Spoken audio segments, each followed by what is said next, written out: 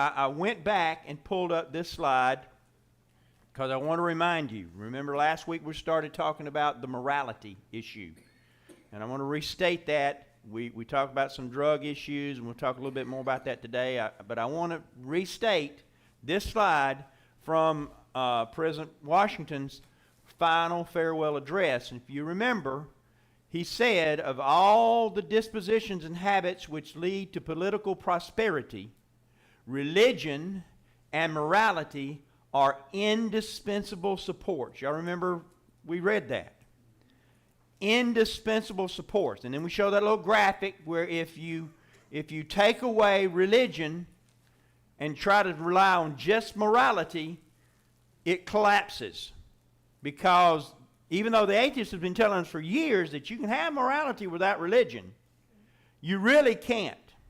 And so last week we started giving some data about how is America doing if morality is not based on Christian religion or on religion. And so specifically, they say it's not necessary to have Christianity or have religion. So how's morality faring these days in our current anti-Christian culture? Well, we talked about this last week. We talked about some drug abuse. Well, let me go back there. I hit the wrong button there. Sorry. There we go. Drug abuse. Some drug abuse. Well, look at that. It took the square off of it. Okay. We'll take that. Drug abuse and substance abuse disorders are more likely to affect young people. 22% of males and 17% of females used illegal drugs or misused prescription drugs within the last year. Now, remember, this is defining youth as under the age of 22. Okay? 12 to 21. 22% of males, 17% of females. 5% of people in non-metropolitan rural counties use illegal drugs compared to 20% of people in larger metropolitan counties. Let me ask you a question. Why should that be significant? Why does it point out the difference between rural and metropolitan? What's happening to our society? We are increasingly, Jay said that's where the masses are, we are increasingly a metropolitan society. People are moving out of the rural areas and into cities. More and more and more. It used to be that the cities had large population centers, but the vast majority of the population lived in urban or suburban and rural areas. Not anymore. That's changing. They're moving into cities increasingly. So this graphic of 5% of people in rural areas versus 20% in metropolitan areas should be of significant concern to us. Drug use is highest among persons between the age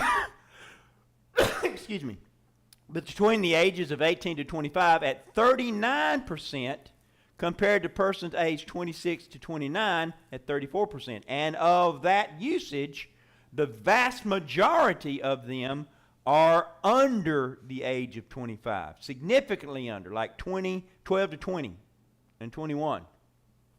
70% of users who try an illegal drug before the age of 13 develop a substance abuse disorder within the next 7 years compared to 27% of those who try an illegal drug after 17. Now, let's stop right here and talk about that graphic a little bit.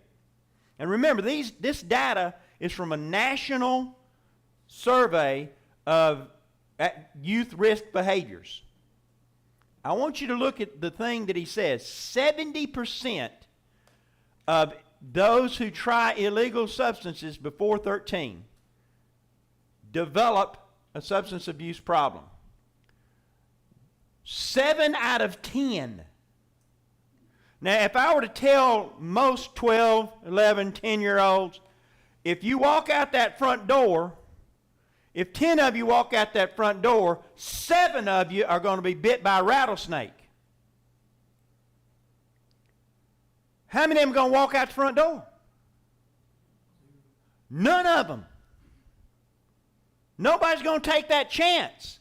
But what they're saying with this drug abuse problem is, oh, I'll take that shot. I'm not going to have a problem. It's just fun. It's just for fun. 27% of those who start after 17 develop it. Okay, 27%. That's a greatly reduced amount. Now only 1 out of every 4 of you that walk out the door is going to get bit by a rattlesnake.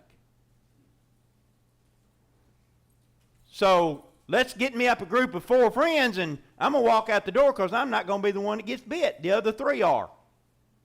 One of them is. And that's exactly how their mind works. I'm not going to be the one that gets it. Somebody else is going to get it. Yeah. It's so easy. I mean, I can remember I've had several different injuries with motorcycles and stuff like that. The pain medicine doesn't, for me, it doesn't work very well after the anesthesia wears off. Mm-hmm. So I typically wouldn't take it anyway, but this particular injury was hurting really bad, and it just wasn't doing anything. So I started taking 2. Mm-hmm. And I did that for about a day, and I went, I can't do this. Mm-hmm. I just had to not take any at all. I Mm-hmm. I mean, if I take the correct dosage and it doesn't work, and I take 2, then the next thing I'm going to have to take is 3. Right. And I finally just quit taking them at all, but it's so easy. I mean, I can see exactly how somebody who has chronic pain or a lot of issues, it would be super easy to start taking 2. And that's how a lot of it happens. For those who couldn't hear on the internet, what John was talking about was he has had several motorcycle injuries, and he had taken pain medication for it, and it wasn't doing any good, so he took 2. Well, how many people take 2 and then take 3? And he realized he had to stop, because if it wasn't doing any good, and he was having to take more than he needed to get there, he's developing a dependency on it. His body is dependent on it. And that's exactly what happens. One of the greatest problems we have with drug abuse nowadays is opioid use. A lot of that begins with pain medication. Let me tell you something. When I first started teaching, kids get a headache and they just go on about their business. Now, they can't function without some ibuprofen or some, Advil. They've got to have some pain medication. They can't deal with any amount of pain at all. And this is no reflection on the kids. We have several in here this morning. It's just a reality that we're developing as a society a dependence on it. Well, now these are drugs that we're talking about here are drugs that are given to you that you need, given to you by a doctor. You have to watch out for those. Well, what about the ones that you're taking just for fun or pleasure or to get a high or whatever? There's no safeguard, and that's what this is showing. And sometimes they're easier to get in prescription drugs. 47% of young people who use an illegal drug by the time they graduate from high school, and other users within the last 30 days include 5% of 8th graders. 5% of 8th graders. That's a small amount, right? Okay. That's 5%. 20% of 10th graders. By the time you go from the 8th grade to the 10th grade, you go from 5 to 20%. 24% of 12th graders. Again, 1 in 4 has tried an illegal drug. I'm not talking about prescription drugs. We're talking about illegal drugs, drug-related deaths. Over 70,000 drug overdoses occur annually. The number of overdoses and deaths increased annually at a rate of 4%. From 2012 to 2015, there was a 264% increase in synthetic opioid drug deaths. 264% in 3 years. We have an opioid epidemic. 2017, 67% of 70,000 drug overdose deaths were opioid related. And it gives those statistics. Drug overdose deaths involving synthetic opioids such as fentanyl analogous, and Tramadol increased by 10% between 2017 and 2018, to the point now that, as I've told y'all before, when I'm searching a backpack, usually for a vape, because that's what they usually got, I have been directed by the central office to wear gloves and a mask to protect myself from fentanyl exposure because it's in our schools. It's in our schools. 2019, clinics who dealt with primary care, pain management, and substance abuse disorders saw a drastic increase in urine samples testing positive for potentially fatal drugs. 4% in 2013 compared to 1.4%, now, compared to 1.4% in 2013, 5% as compared to 1% in 2013. So it's bad. It's bad. Alcohol abuse. Though legal, alcohol kills over 95,150 Americans a year. 86.4% of people aged 18 years or older report drinking alcohol at some point in their lifetime. 70% report drinking in the past year. 56% report drinking in the past month. Among the 15 million individuals with alcohol use disorders, less than 8% receive treatment. Did you hear that? 15 million people, less than 8% get help. That's not good. And part of that is because they think, I can handle it. I really don't have a drinking problem. I just drink when I'm sad, or when I'm happy, or to celebrate, or when there's nothing to celebrate. Alcohol use over time actually changes the chemistry of your brain. That's correct. If you didn't hear what she said, alcohol use over time actually changes the chemistry of your brain. When I was teaching psychology, AP psychology, we actually did a graphic of that, and it's almost like a key in a lock where the synapses fire into your brain. And if you change the chemistry of the brain, it changes the lock, so that you can't have the same firing mechanism as normal. Alcohol use among 12 to 17-year-olds increased from 4.4% in 2018-2019, whereas use among other age groups declined. So our younger people are starting earlier. Here it is, 2018, among persons aged 12 to 20 by gender. 18.5% of males, 0.2% of males, 19.5% of females. Binge drinkers, 11.3% of males, 11.4% of females. Heavy drinkers, 2.6% of males, 1.9% of females.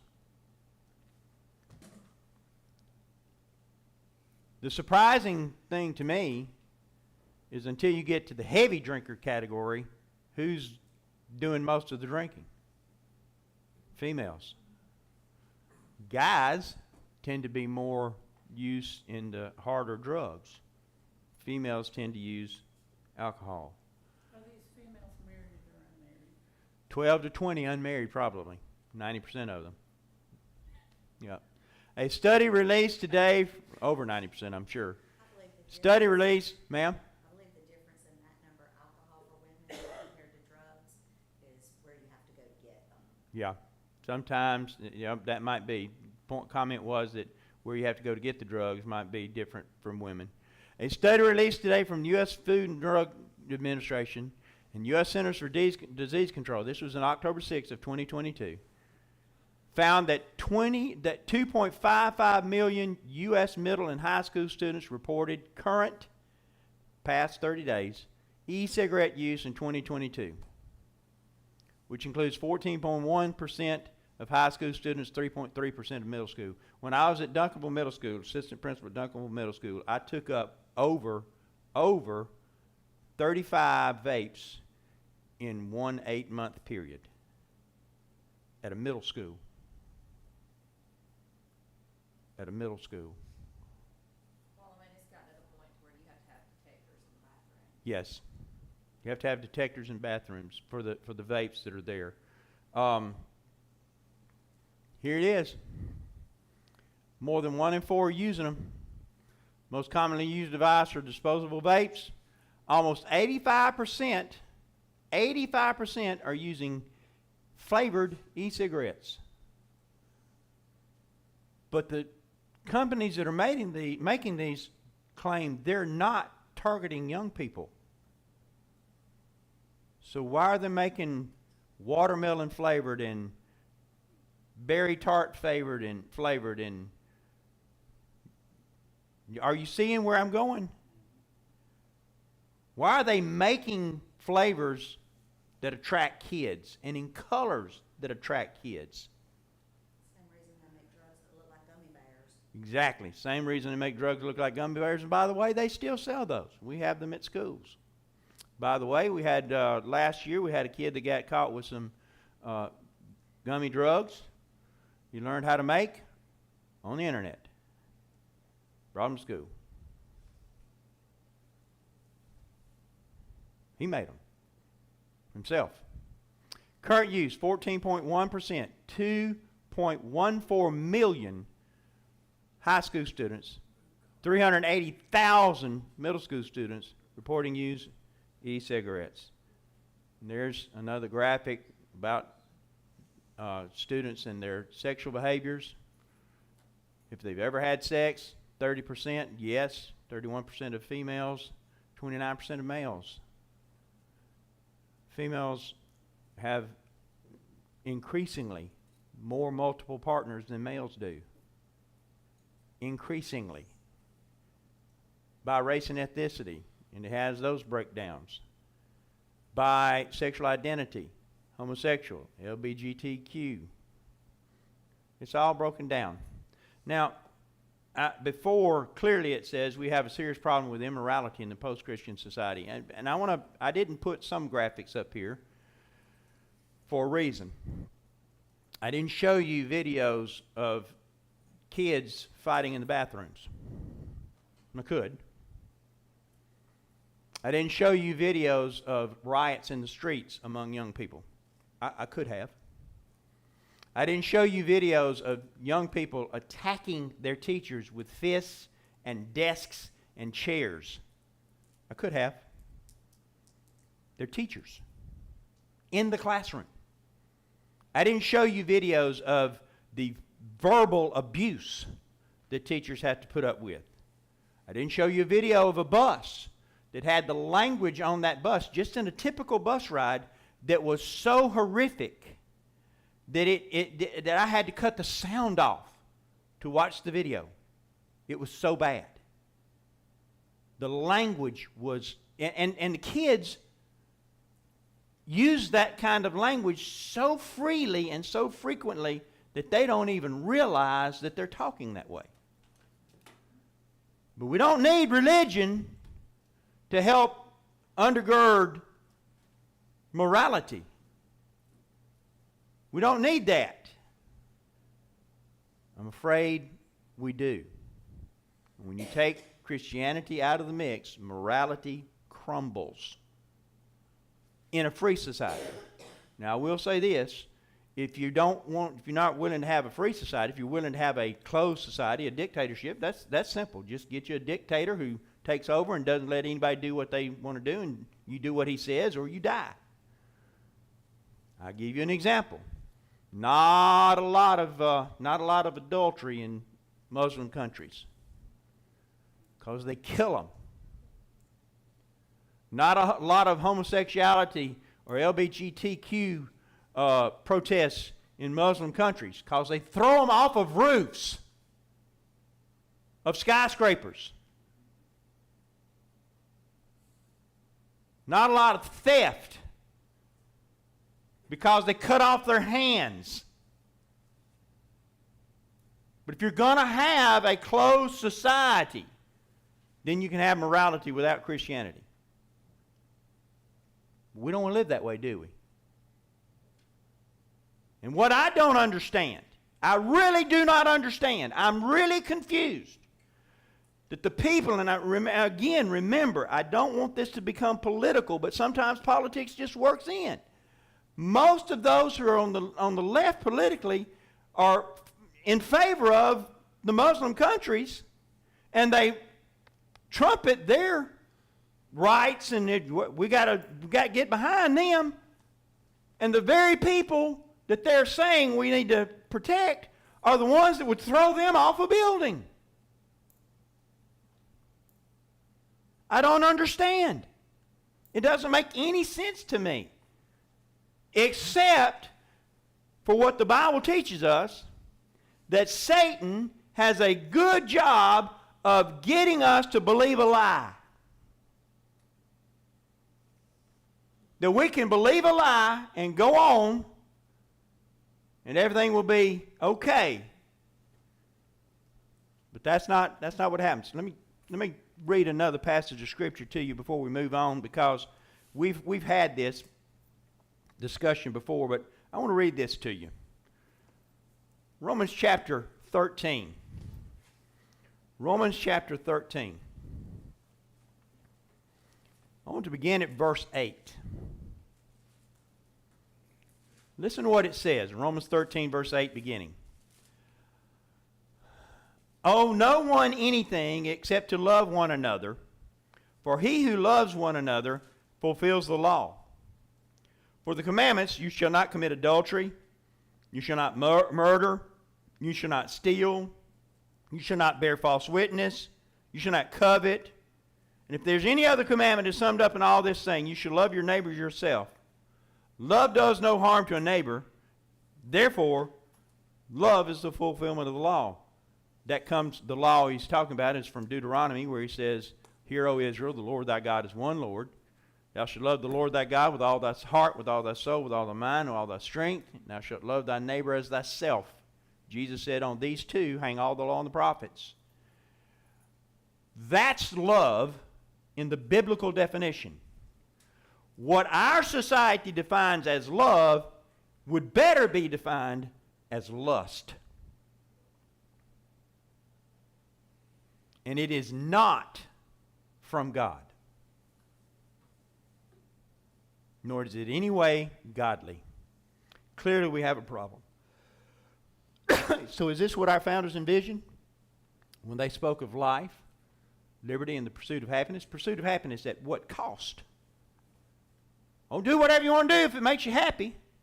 I remember, many years ago, I went to a Freed Hartman lectureship, and one of the professors there was doing a lecture talking about this movement that people are after. If it feels good, do it. Whatever you want to do.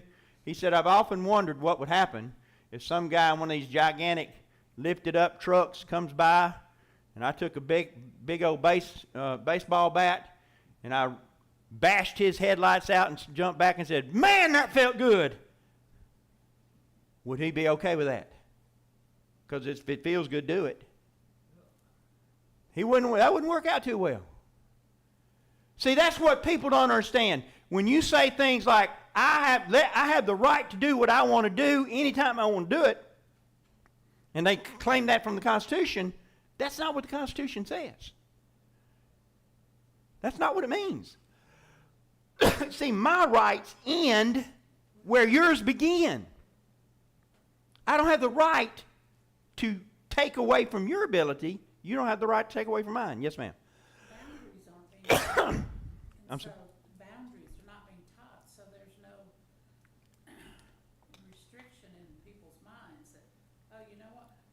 I was taught as a young child, if you see a penny and you know it's not yours and you take it, it's just as bad as $1 million. Stealing is stealing. It doesn't matter the small amount. Stealing is stealing. I mean, it is. We haven't taught that. Kids don't think in those terms. Don't really matter.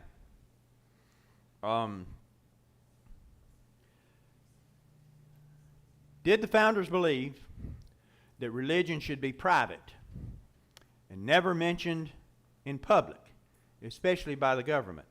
Well, let's see. How about at the Constitutional Convention, September 24th, 1787, in Philadelphia, Pennsylvania? We mentioned this briefly earlier, but let's see what Benjamin Franklin said. In this situation of the assembly, a groping as it were in the dark to find political truth, and scarce able to distinguish it from when presented to us, How has it happened, sir, that we have not once thought of humbling applying to the Father of lights to eliminate our understanding? Father of lights? Benjamin Franklin, we've already said, is not one of the most religious of our founding fathers, but Father of lights has come straight from the Bible. James chapter 1, verse 17.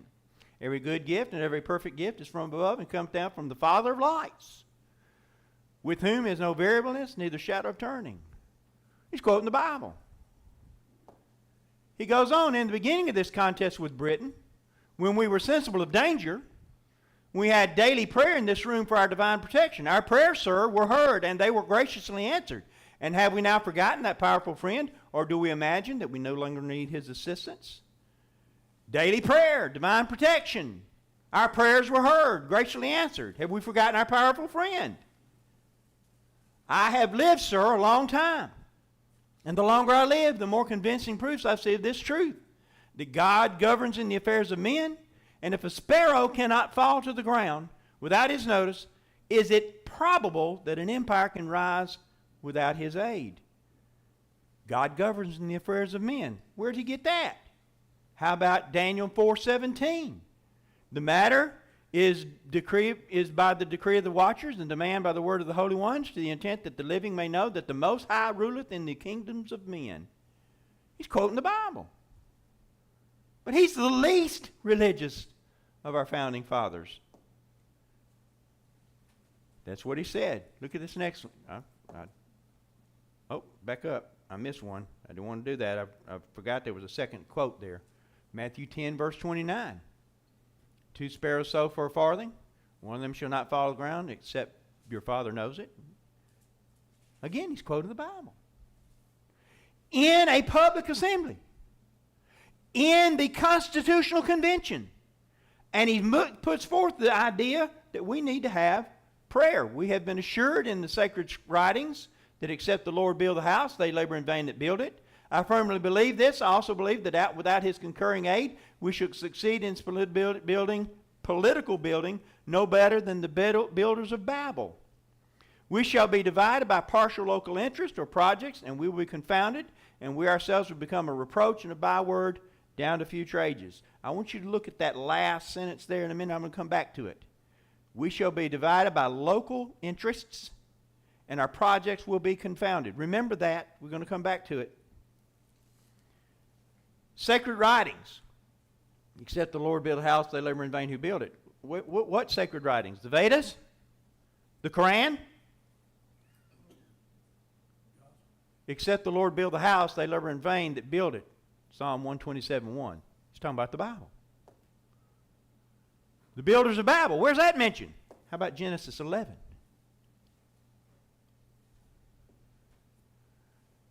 We become a reproach and byword to future ages. Where did that come from? Thou makest us a reproach to our neighbors, and a scorn and derision to them that round about us. Thou makest us a byword among the heathen, and shaking the head among the people. If we turn our back on God, that's what will happen to us. Now, I want you to think, go back to that sentence.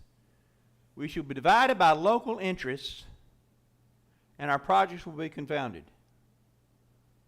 Can anyone tell me what's going on in the House of Representatives right now, today, as of yesterday? They're still trying to elect a speaker. Trying to elect the Speaker of the House. What's the division among the Republican Party? Local interests. We shall be divided by local interests. My guy, not yours. Who I'm interested in, not your guy.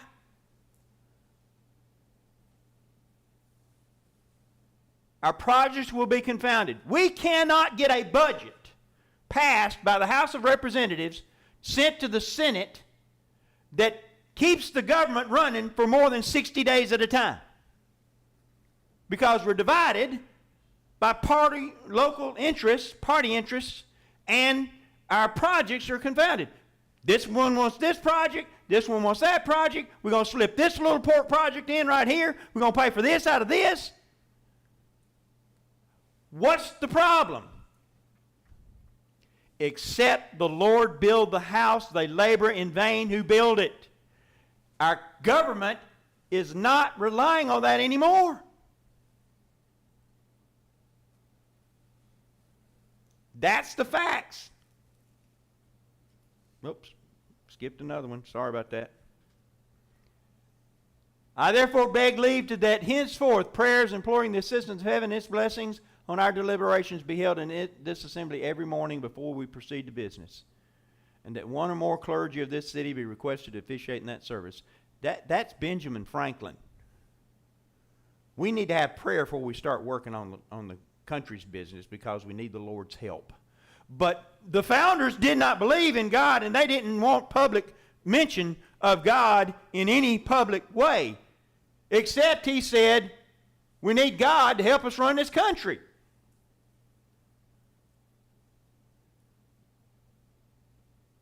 We got to have him. We can't run the country without him.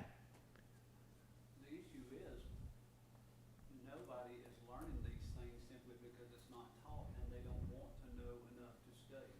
Mm-hmm. And They just want their opinion. Caden, you're a junior or a sophomore? Junior. You're taking American history 2 right now. Second half of American history. Have you ever heard this stuff before? No. Yes, ma'am. There's a statue, I believe, in Pennsylvania, it's about what the founding fathers, it's kind of like their recipe, and it's got God at the very foundation of it. Family, Yeah. education, but Mhm. God's in there. But for those you couldn't hear, she's talking about a statue in Philadelphia that lists in the foundation God and family right there before you build anything else. You can't build a country without it. Can't have it. So what are we doing? We're tearing down God, taking him out of the public life, and we're tearing down the family. We're making it, we literally have legislated that it is cheaper to be divorced and get by better than to be married. We give more money to people who don't have a husband than who do. It makes no sense whatsoever. None. Yes, sir. You was talking about him in American history. I was taught all this in elementary school. Yeah. Oh, yeah. Not anymore. anything they don't want you to know. And let me tell you something about history. I'm taught history, but here's the problem. 2 things. Number one, in elementary school, when you said you learned all of this, in elementary school they're focusing on 3 things now: reading, math, and yeah, that's it. Technology. That's it. That's it. And testing. When I taught elementary school, we were required to spend X number of hours. It was 2.5 hours a day on reading, an hour on math, and then you squeezed in science and social studies. That's right. And what they're trying to do is get you, keep the kids from learning what they don't want the kids to know. Right. So then they're ignorant enough to know, hey, I'm not supposed to fight against what they're wanting me to do. Correct. That's what it is. Here's the problem. Look, don't misunderstand. I'm fine with teaching math. Fine with teaching reading. We got to learn how to read. But here's the thing. You're teaching that to the exclusion of other things in order to pass a test, a state test. And you can say what you want to say, but I guarantee you that the curriculum is devised to get kids ready to pass a test. And that's the problem. Have you been listening to the wording of these guys, how they spoke? Their educational system is nothing like what we've got. But we can't get kids to write a sentence. Bethany was just talking about, we can't get kids to write a straight. I had a kid ask me one time, well, I've had him ask me a lot of times, do I have to write in complete sentences? Yes! Why do you think we taught you how to write in sentences?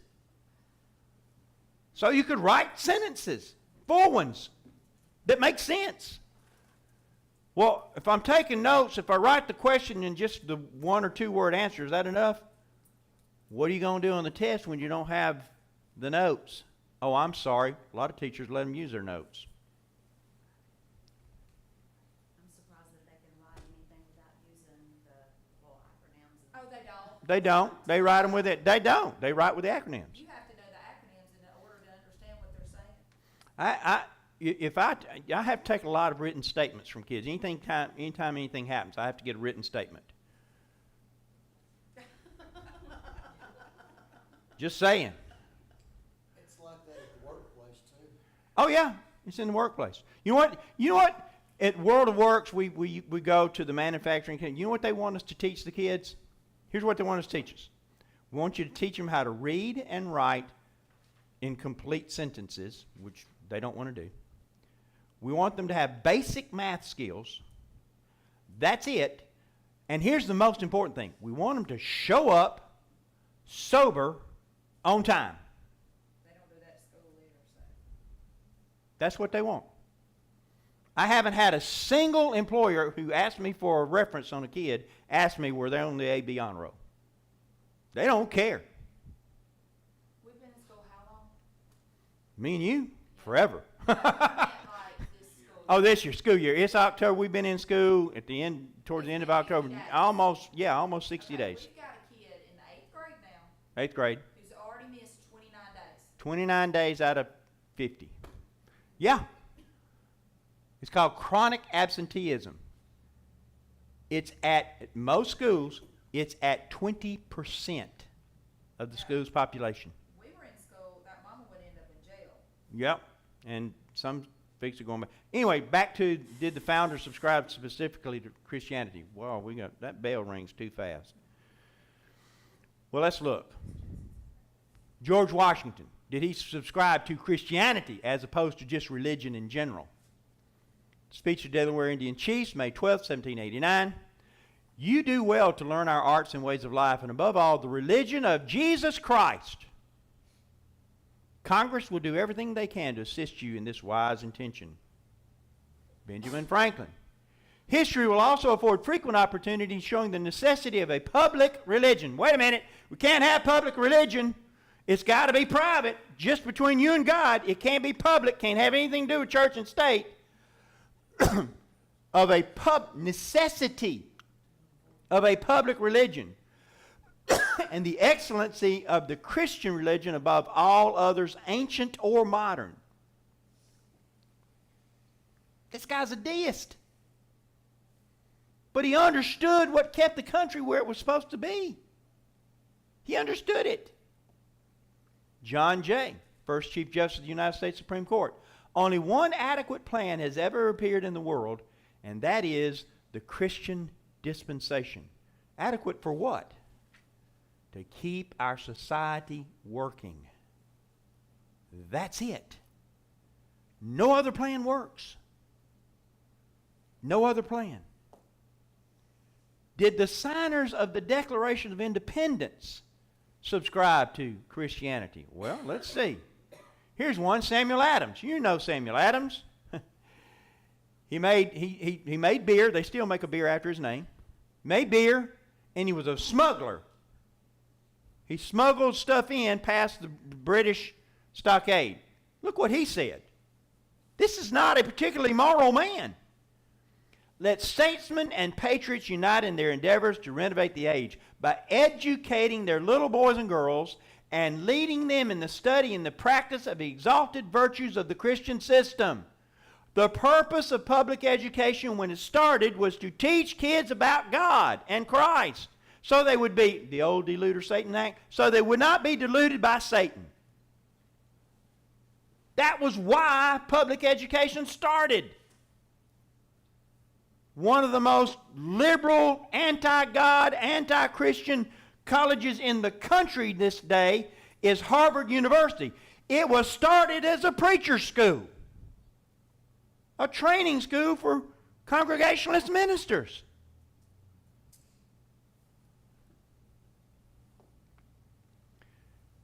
Charles Carroll. Without morals, a public cannot subsist any length of time. A republic cannot subsist any length of time.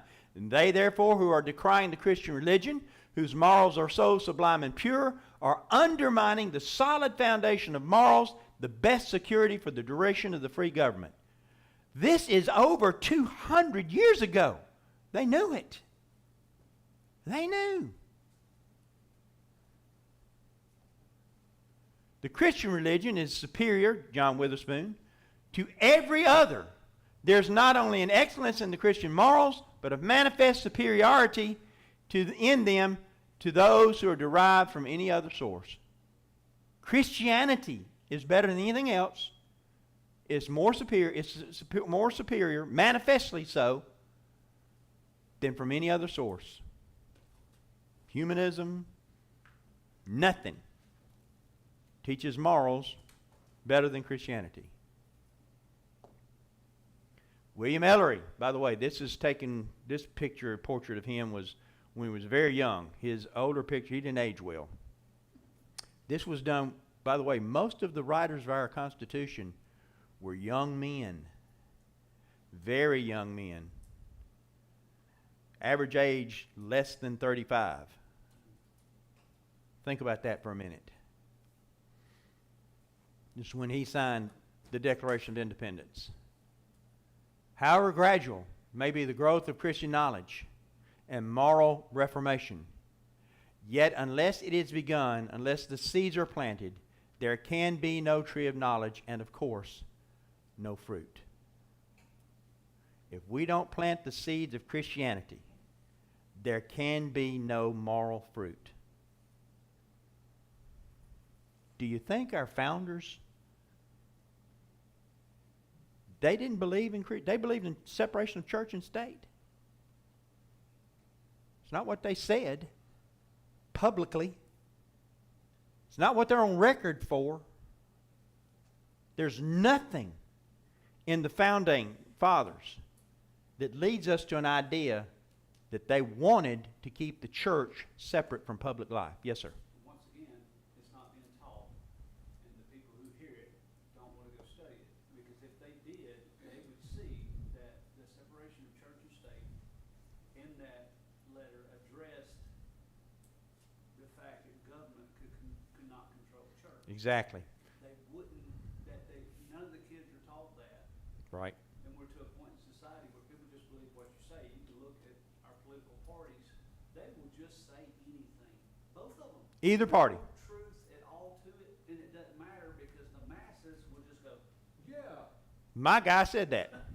Now, the proof of that, for those of you who couldn't hear, what John said was that they're not reading what was written. They're not being told what was there. And he said that both parties will say whatever they want to say. Here's the proof of that. How many of y'all have seen the Man on the Street videos? Where they go out and they say, what would you say? The president said this, and they read a quote. Oh, he's terrible. He's awful. That's the worst president in the history of the... And it's the president that they're behind. And they thought it was the other president, the previous president. Have you seen those? They listen to the quote, and they take it based on what they have been told to believe, rather than what it actually says. But nobody wants to take the time to do it. That's the thing. Yeah, it takes time. So does writing, which is why we have. So, yeah, which is why we can't write.